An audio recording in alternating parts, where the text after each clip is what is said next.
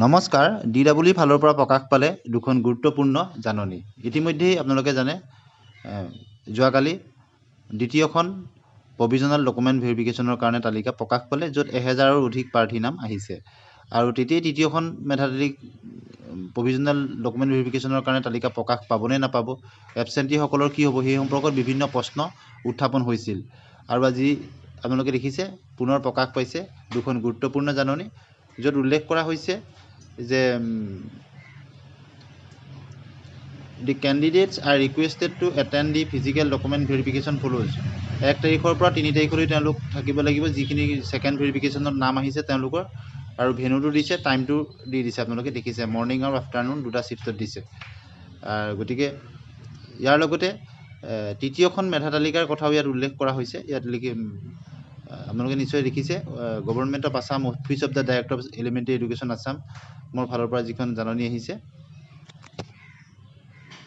ইয়াত লিখিছে যে a third list of candidate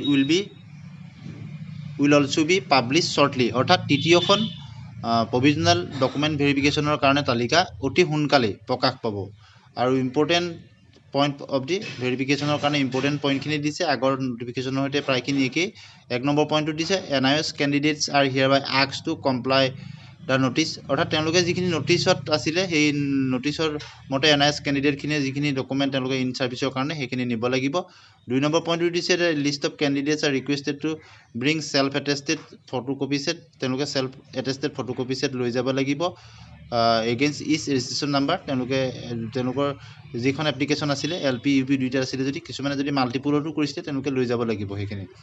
3 নম্বৰতে হৈছে দি list of candidates are requested to bring all the acknowledgement of the online application. তেওঁলোকৰ online এপ্লিকেশ্যনৰ সকলো একনলেজমেণ্ট বা এপ্লিকেশ্যন ফৰ্ম তেওঁলোকে লগত লৈ যাব লাগিব। ইফ এপ্লাইড মাল্টিপুল টাইমছ কৰিছিলে যদি সকলোখিনি লৈ যাব লাগিব।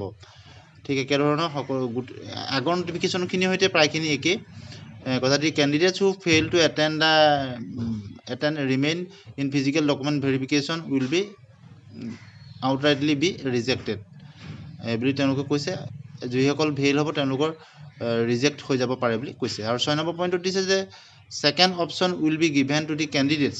দ্বিতীয় অপশ্যনো দিয়া হ'ব সেইসকল প্ৰাৰ্থীক। Those candidates who fail to appear in the remain absent in the notified dates for physical document verification. যিসকল কিবা কাৰণত তেওঁলোক ভেৰিফাই কৰিব নোৱাৰিব তেওঁলোকক ছেকেণ্ড অপশ্যন দিয়া হ'ব বুলি কোৱা হৈছে। এতিয়া আহিছে দ্বিতীয়খন নটিফিকেশ্যন, এইখন দিছে আপোনালোকে চাব। এইখন এবচেণ্টি কেণ্ডিডেটসকলৰ কাৰণে দিছে। It is for information of those candidates who were call for physical document verification. যিসকলৰ 28 তাৰিখৰ পৰা যিসকলৰ ভেৰিফিকেশ্যন হৈছিলে 31 তাৰিখলৈকে, তাত যদি কোনোবা তেওঁলোকৰ এবচেণ্ট আছিলে তেওঁলোকৰ কাৰণে দিছে। ডেটটো দিছে 3 তাৰিখ। 3 তাৰিখে তেওঁলোকে তেওঁলোকৰ ডকুমেণ্টখিনি পুনৰ ভেৰিফাই কৰিব পাৰিব।